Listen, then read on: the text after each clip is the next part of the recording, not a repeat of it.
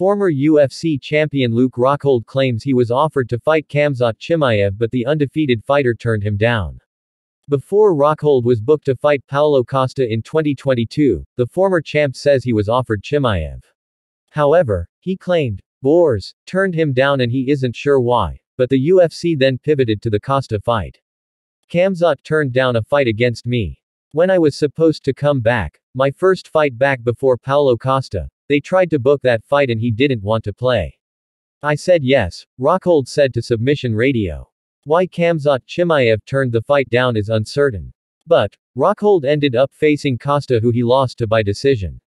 That was Rockhold's last fight in MMA but he did go to BKFC and lost to Mike Perry. He also had a karate combat fight in 2024 against Joe Schilling which he won by TKO.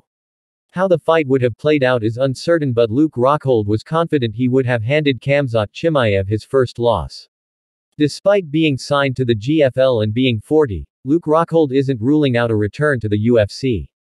Rockhold says there are matchups he wants in the GFL first, but he does want some other fights in the UFC as well. I like all the matchups in the UFC, so you never know. I'm still fighting. I still feel good. I'm still getting in the game. But first things first, we've got Chris Weidman, we've got Gegard Mousasi, we've got some fun fights in the GFL, Rockhold said. There's some fights I'm really interested in, Rockhold added. Obviously Mousasi is out there, I know he mentioned it. That's a fight that I've always been interested in. So competitive fights, fun fights, big fights, it piques my interest. Rockhold is 16-6 as a pro in MMA and is on a 3-fight losing streak.